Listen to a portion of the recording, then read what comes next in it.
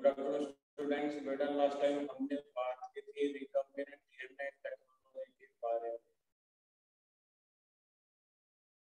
Recombinant DNA technology के बारे में हमने लास्ट टाइम बात की थी, तो बेटा हमने उसके स्टेप बाय स्टेप हमने डिस्कस किया था। तो बेटा हम यहाँ पर अब इसी के अंदर आने वाले और स्टेप के बारे में हम बात करते हैं, क्योंकि यहाँ पर बेटा वो एक नॉर्मल प्रोसीजर के अकॉर्डिंग हमने बात की थी। अब बात करते हैं कुछ एक्सेप्शनल केसेस के साथ इसी के अंदर, क्योंकि हमारा इसके अंदर फर्स्ट स्टेप था बेटा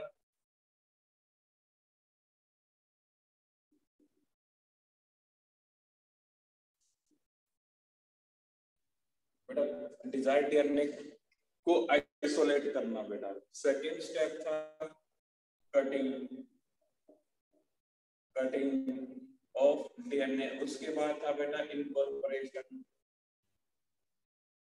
या फिर बेटा हम इसको दूसरे बोलते हैं बेटा हम यहाँ पर मिक्सिंग करते हैं यहाँ पर। उसके बाद बेटा हम यहाँ पर इसमें लेते हैं डाउनस्ट्रीम प्रोसेसिंग, और हम यहाँ पर पहले ले लेते हैं सिलेक्शन ऑफ द रिकॉम्बिनेंट।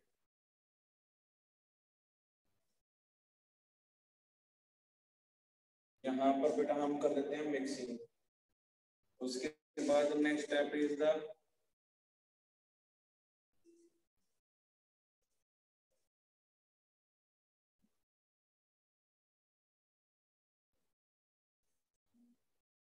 तो बेटा हम यहाँ पर हमारे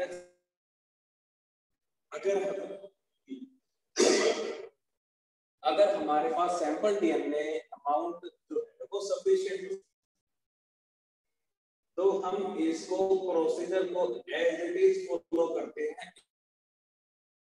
अगर हमारे डीएनए की अमाउंट सफिशिएंट, अगर हमारे पास सैंपल डीएनए यानी कि जो डिजायर्ड डीएनए हमें चाहिए, जिसको हमें इनकॉर्पोरेट करना है होस्ट बॉडी के साथ में, बेटा अगर उसकी अमाउंट हमारे पास सफिशिएंट है तो बेटा हम एज इट इज चलते रहेंगे।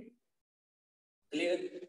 अब बात करते हैं बेटा जब हमारे पास यहाँ पर सैंपल डीएनए कम होता है, जब हमारे पास सैंपल डीएनए कम होता है, सैंपल डीएनए कम होने का मतलब होता है कि बेटा हमें वो सैंपल डीएनए बहुत ही थोड़ी अमाउंट के अंदर मिला। अगर हम उसको एम्पलीफाई करवाने की सोचते हैं तो बेटा हमारा कंप्लीट प्रोसेस कंप्लीट हो भी सकता है और नहीं। तो बेटा हमें इसके बारे में सोचना, क्योंकि सैंपल हमारे पास कम है तो हम क्या सोचते हैं कि ये हमारे पास अगर हमारा प्रोसेस बीच में कहीं गलत हो गया तो हमें वो सैंपल डीएनए दोबारा कहां से। तो कुछ क्रिमिनल केसेस में बेटा हम यूज करते हैं इस टेक्नोलॉजी। कुछ क्रिमिनल केसेस में जब हमें सैंपल मिलता है क्लू के लिए, तो बेटा वो हमारे पास होता बहुत ही बाय चांस। तो इसके लिए बेटा हमें यहाँ पर पहले उस स्टेप को यूज करना पड़ता है जिसका नाम होता है डीएनए एम्प्लीफिकेशन,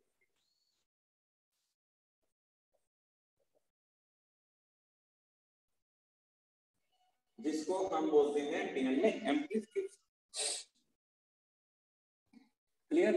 डीएनए एम्प्लीफिकेशन का मतलब होता है डीएनए की अमाउंट को इंक्रीज करना।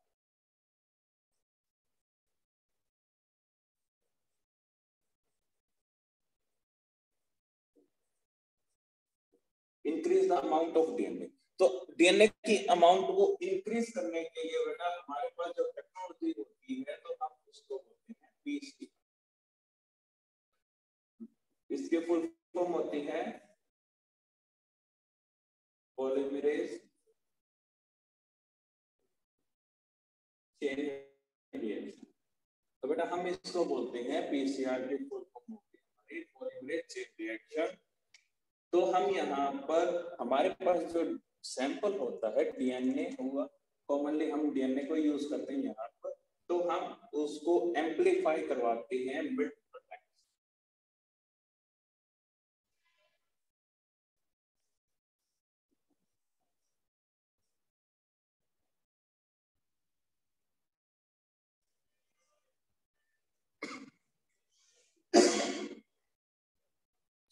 और चेन रिएक्शन इसलिए बोलते हैं क्योंकि ये स्टेप बाय स्टेप होता है।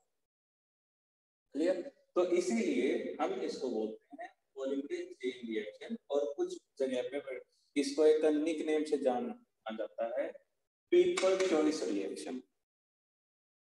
कुछ इसको निक नेम से भी बोल देते हैं people choice reaction, but actually इस name is polymerase chain reaction.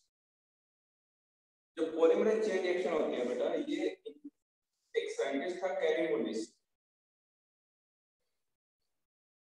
Clear? Kary Mullis नाम का एक साइंटिस्ट था बेटा, जिसने इसको इन्वेंट किया था। क्लियर? तो बेटा हम यहाँ पर इसी के बारे में बात करेंगे अभी, पीसीआर के बारे में। Clear?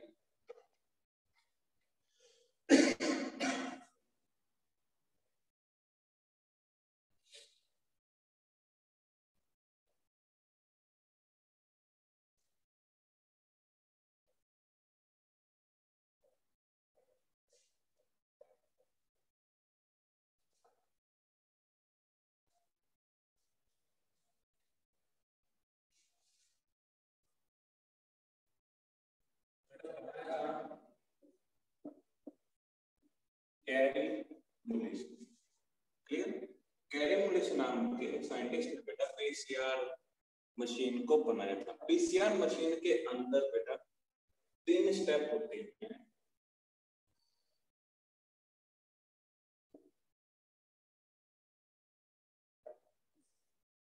First step is denaturation,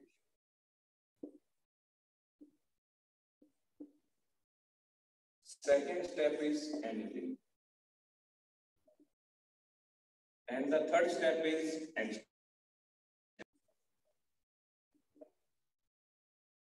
and the third step is extension. Clear? ये बेटा 3 स्टेप होते हैं जो पीसीआर के अंदर होते हैं, और ये तीनों के तीनों स्टेप सीक्वेंस में होते हैं, और हम इनका सीक्वेंस में ही यूज करते हैं। तो हम यहाँ पर बात करते हैं। तो बेटा अब यहाँ पे हमें रिक्वायरमेंट भी होगी कुछ। हमें यहाँ पे रिक्वायरमेंट क्या क्या होगी?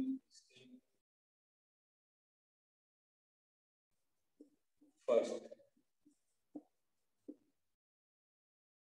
डीएनए सैंपल, या फिर बेटा हमारा जो डिजायर डीएनए होगा,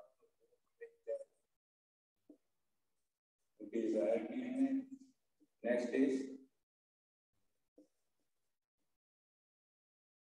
प्राइमर, उसके साथ बेटा हमें चाहिए डाइवेलेंट।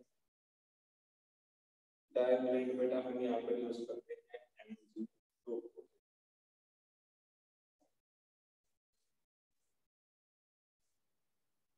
क्लियर? और साथ में हमें चाहिए यहाँ पर पेस्ट,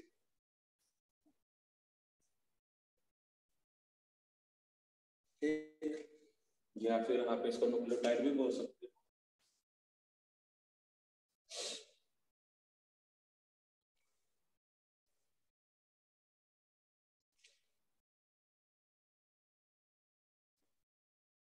तो बेटा हम यहाँ पर इनके बारे में हम बात करते हैं वन बाय।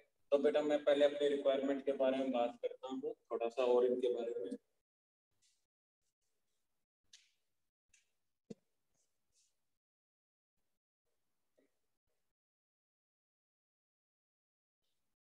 बेटा डीएनए सैंपल या डिजाइन डीएनए जिसको हमें एम्पलीफाई करना, जिसको हमें एम्पलीफाई करना पड़ता है, हम वो यूज करते हैं हमारा डिजायर डीएनए। उसके बाद प्राइमर बेटा एक तरह का सैंपल होता है जिसकी अकॉर्डिंग हमें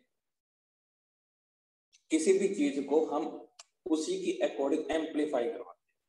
प्राइमर हमारा एक सैंपल होता है जिसको हम यूज करते हैं एक सैंपल के तौर पे। प्राइमर जो होता है हमारा फ्यू बेस पेयर का होता है। फ्यू बेस पेयर में हम यहाँ आप बेस जो प्राइमर होंगे उसके कुछ बेस पेयर 15, 20, 30 कुछ भी बेस पेयर का हम यूज कर सकते हैं। तो वो हम यूज करते हैं। इससे प्राइमर हमारा इससे बड़ा भी हो सकता है, 50+ बेस पेयर का भी हो सकता है। तो टू कंडीशन हम उनका यूज करते हैं अलग अलग साइज में। तो जो प्राइमर होता है वो हमारा एक तरह से सैंपल होता है, जिस उसी के अकॉर्डिंग हम अपने डीएनए को सिंथेसाइज करवाते हैं according to primer. Clear? Primer आपका डीएनए के एक स्ट्रैंड के ऊपर बाइंड करता है और फिर उसी की अकॉर्डिंग बेस पेयर की एडिशन चला के ये सीक्वेंस को कंप्लीट करता है। क्लियर? ये सैंपल की अकॉर्डिंग चल के क्लियर कर देता है। क्लियर? उसके बाद बेटा हम यहाँ पर जो एंजाइम है, यहाँ पर देखो हम हाई टेम्परेचर का यूज करते हैं, यहाँ पर हम हाई टेम्परेचर का यूज करते हैं इन स्टेप के अंदर। तो इसीलिए हमें यहाँ पर ऐसे एंजाइम चाहिए जो हमारे डीएनए स्ट्रक्चर को और बेस पेयर को खराब ना करे, क्योंकि हाई टेम्परेचर होने से बेस पेयर जो होते हैं इनके बीच के बॉन्ड ब्रेक डाउन हो जाते हैं और हमारा डीएनए डैमेज हो जाएगा। तो उसी से बचाने के लिए हम यहाँ पर एंजाइम यूज करते हैं, थर्मल एंजाइम। थर्मल एंजाइम जिसका नाम होता है थर्मस एक्वेटिकस। इस थर्मल एंजाइम को हम बोलते हैं थर्मस एक्वेटिकस, एक्वेटिकस, और इसको शॉर्ट फॉर्म में हम बोलते हैं टैग पॉलीमरेज।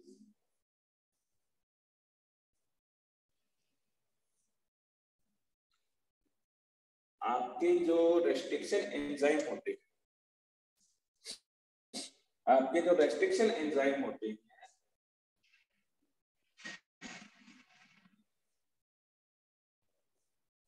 रेस्ट्रिक्शन एंजाइम का जो नोमेनक्लेचर होता है, तो हम यूज करते हैं जिस ऑर्गेनिज्म से हमें रेस्ट्रिक्शन एंजाइम मिलते हैं, जिस ऑर्गेनिज्म से हमें रेस्ट्रिक्शन एंजाइम मिलते हैं, हम उसी ऑर्गेनिज्म के फर्स्ट अल्फाबेट का यूज करते हैं ताकि हमें पता लग जाए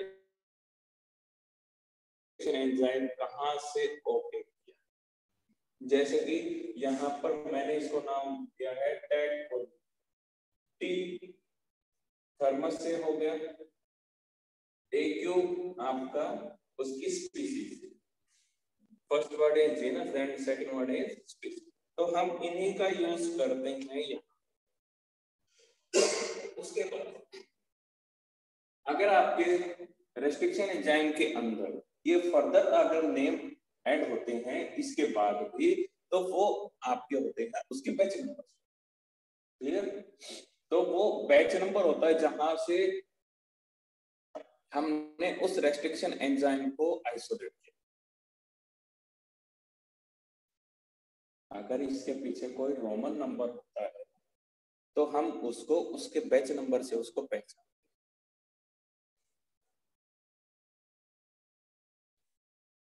क्लियर? चलो उसके बाद तो हम यहाँ पर थर्मल एंजाइम का यूज करते हैं पॉलीमराइजेशन के लिए, क्योंकि ये हाई टेम्परेचर पे हमारे सैंपल को डीएनए को प्राइमर को डैमेज नहीं होने देते, तो हम इसीलिए इनका यूज।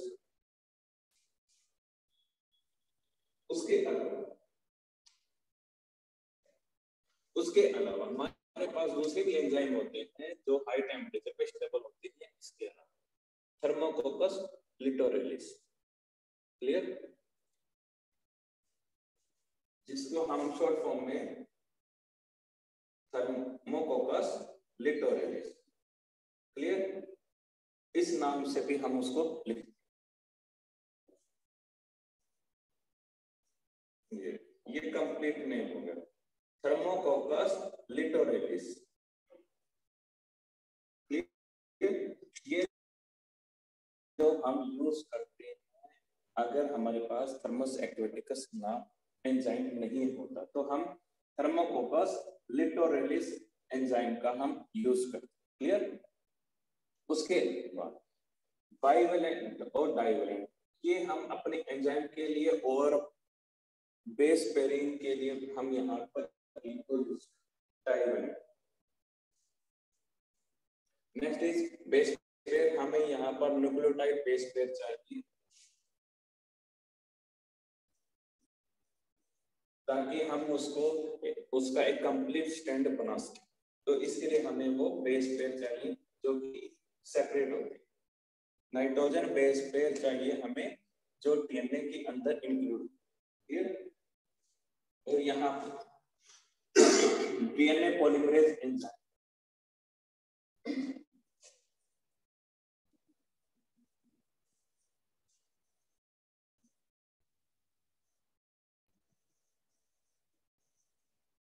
हमें ये भी चाहिए। क्लियर? तो हमारे पास डीएनए को बनाने के लिए डीएनए हम यहाँ पर डीएनए बना रहे हैं अकॉर्डिंग टू प्राइमर। आप प्राइमर को अपने अकॉर्डिंग भी सेट कर सकते हो और उसको एम्प्लीफाई करवा सकते हो, क्योंकि यहाँ पर हमारे पास प्राइमर होते हैं अकॉर्डिंग टू कंडीशन, क्योंकि हम उन्हीं का यूज करते हैं यहाँ पर। अगर आपके पास अगर आपको कोई नए तरीके से अगर आपको कोई प्राइमर डिजाइन करना है तो आप उसको वो काम कर सकते हो, प्राइमर आप अपनी अकॉर्डिंग बना सकते हो। उसके बाद डीएनए का जो स्टैंड बनेगा वो फिर आपके प्राइमर के अकॉर्डिंग ही बनेगा। क्लियर? उसके बाद अब मैं इनको क्लियर करता हूं। मैंने अपने रिक्वायरमेंट की बातें कर दी है, हमें रिक्वायरमेंट में क्या क्या चीजें चाहिए। अब मैं बात करता हूँ प्रोसेस की, पीसीआर के प्रोसेस।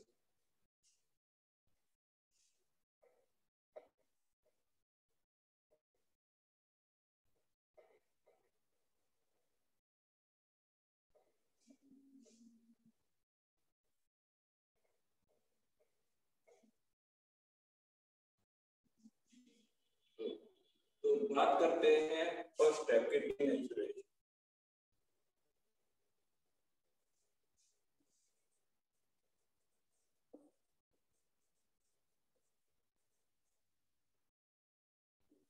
डीनेचुरेशन, डीनेचुरेशन का मतलब होता है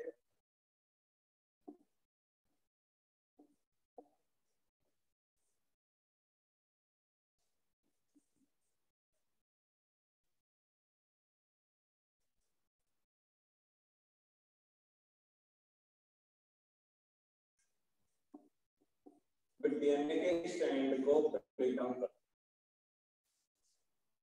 हमारे पास डीएनए का ये एक स्ट्रैंड है जिसको हमने ब्रेक डाउन कर दिया बाय यूजिंग।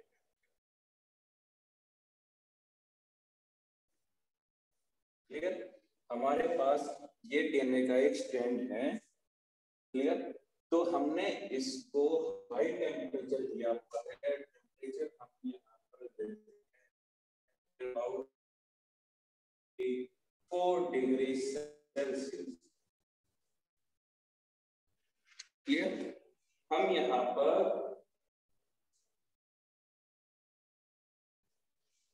टेम्परेचर लेते हैं 92 टू 94 डिग्री सेल्सियस। टेम्परेचर आपका 98 जाते हैं हम, लेकिन एक हमारे लिए 98 तक भी ले जा सकते हैं यहाँ पर टेम्परेचर को। तो यहाँ पर लेकिन अकॉर्डिंग टू कंडीशन होता है, लेकिन हमारा काम कितने टेम्परेचर रेंज के अंदर हो जाता है। तो अब क्या होगा, इतने हाई टेम्परेचर के ऊपर जो ये हाइड्रोजन बॉन्ड्स होते हैं ये टूट जाते हैं। इस हाई टेम्परेचर के ऊपर ये हाइड्रोजन बॉन्ड्स टूट जाते हैं।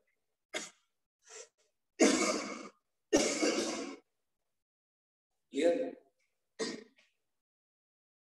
इस टेम्परेचर रेंज के अंदर ये हाइड्रोजन बॉन्ड्स टूट जाते हैं। तो उसमें क्या होगा, जो दोनों के दोनों स्टैंड्स होते हैं, दोनों के दोनों स्टैंड अब सेपरेट हो जाएंगे।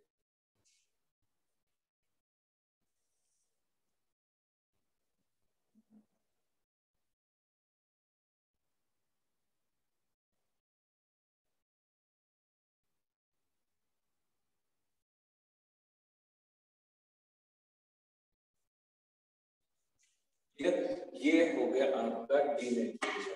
और साथ में हमारा डीएनए का स्ट्रैंड चाहे वो सिंगल हो या डबल खराब ना हो, तो हम यहाँ पर टैग पॉलीमरेज एंजाइम का यूज करेंगे।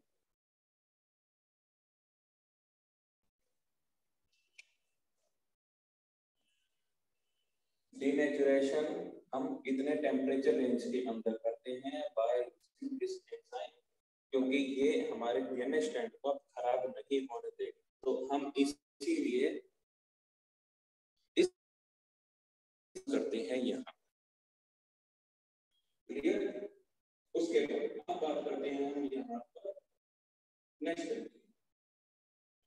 Next step is our annealing.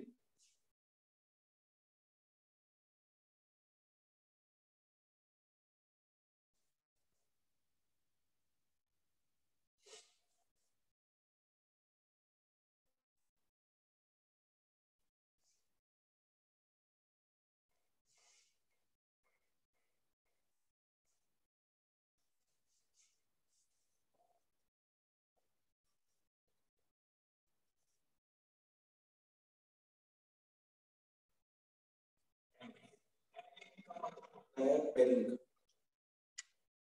जोड़ना। तो हम यहाँ पर क्या करते हैं, हमारे दोस्त जिसको हमने सेपरेट करके दो स्टैंड में सेपरेट कर दिया था सिंगल स्टैंड के अंदर। तो अब क्या होता है हमारे यहाँ पर, हम यहाँ पर एक स्टैंड के ऊपर प्राइमर को ऐड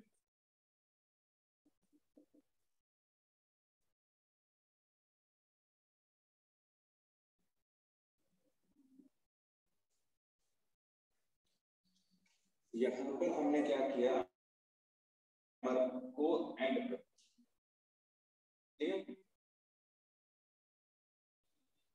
यहाँ पर हमने एक प्राइमर को ऐड कर दिया एक स्टैंड के ऊपर। अब यहाँ पर हम टेम्परेचर को डाउन कर देते हैं, क्योंकि हाई टेम्परेचर होने की वजह से हमारा प्राइमर खराब ना हो, हमारा सैंपल खराब ना हो। तो हम यहाँ पर जो टेम्परेचर ले आते हैं वो ले आते हैं अबाउट 68 to 72 डिग्री सेल्सियस। इस रेंज के अंदर हम यहाँ पर टेम्परेचर का यूज करते हैं।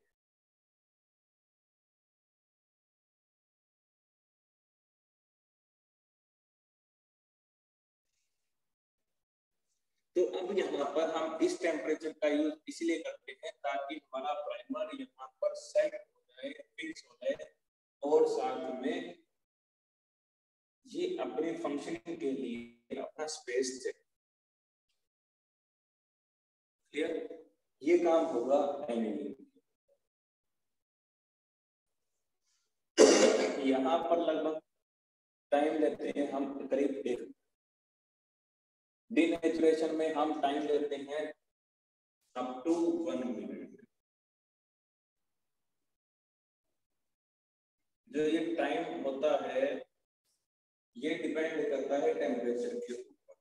अगर आप टेम्परेचर ज्यादा होता है, अगर आप टेम्परेचर कम रखेंगे तो टाइम एक्सटेंड। तो यहाँ पर करीब 1 मिनट तक चलता है एनिलिंग।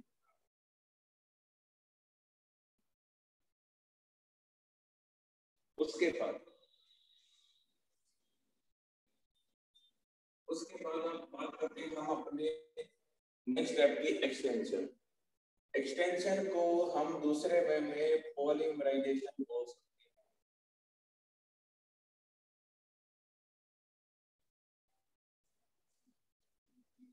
तो अब प्राइमर को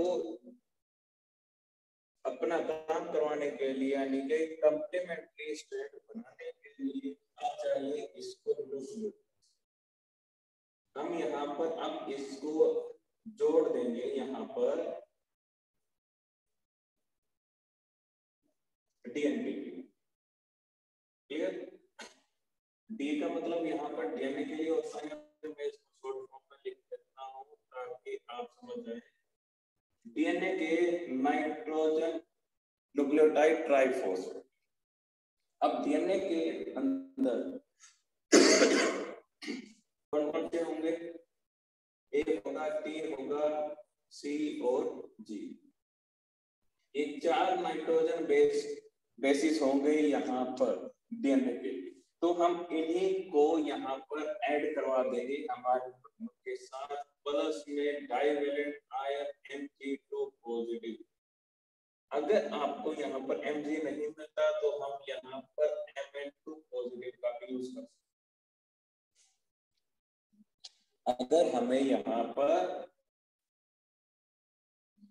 Mg सब पहली प्रेफरेंस होती है हमारी मैग्नीज, उसके बाद तो हम मैग्नीज का यूज क्लियर। और DNA polymerase enzyme,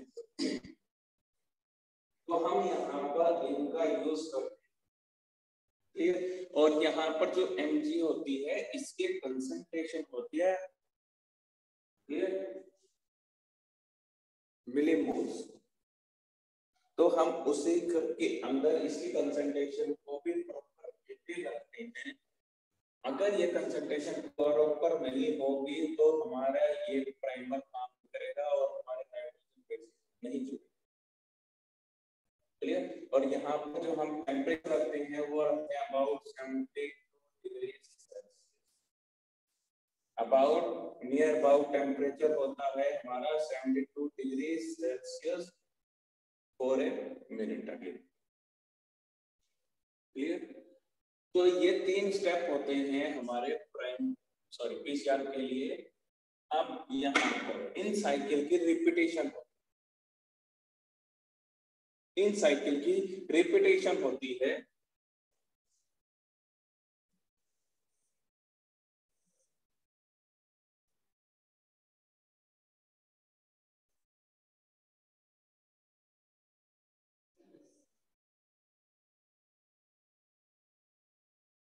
in cycle की रिपीटेशन होती है। नॉर्मली हम इन साइकिल को रिपीट करवाते हैं 30 to 40 टाइम्स, क्लियर। हम यहाँ पर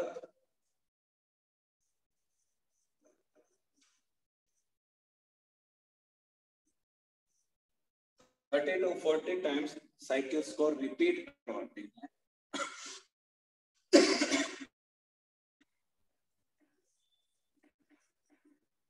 और एक साइकिल हमारा 3 to 4 मिनट्स का।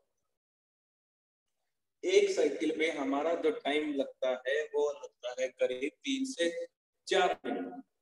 एक साइकिल हमारा 3 to 4 मिनट्स का चलता है एक नॉर्मल वे में, क्लियर। तो इस तरह से हमारे 30 to 40 साइकिल्स हम रिपीट करवाते हैं और हर एक साइकिल में अमाउंट डबल होता है। Amount will be double in every cycle. तो इसीलिए अब हमारे पास यहाँ पर एक सफिशिएंट अमाउंट हो जाती है डीएनए सैंपल की।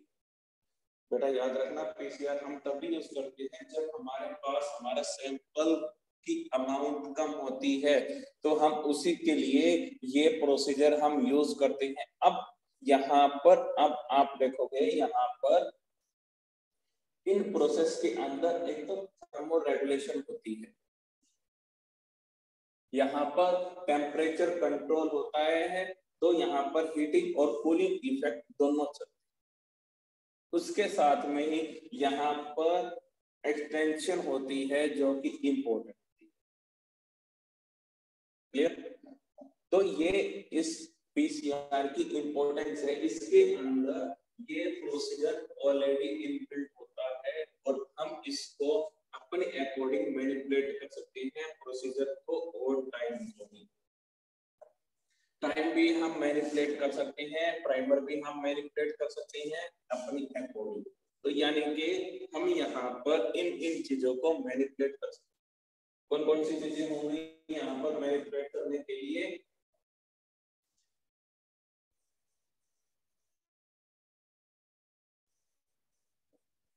फर्स्ट प्राइमर,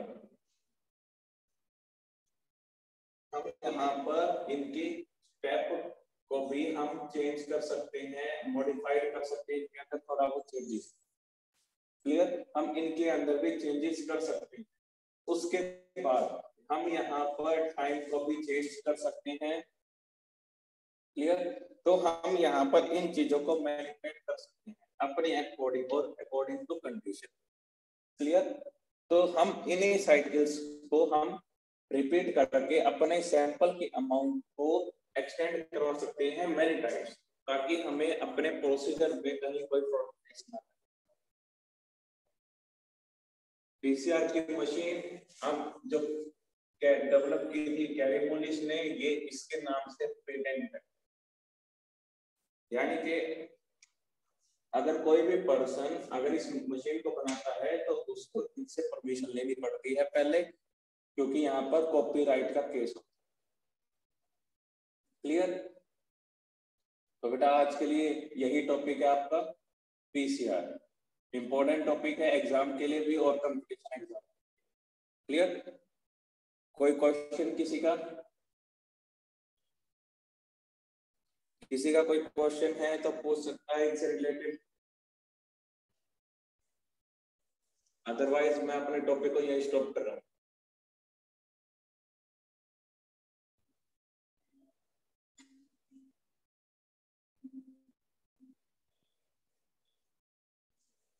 ओके बेटा, थैंक यू।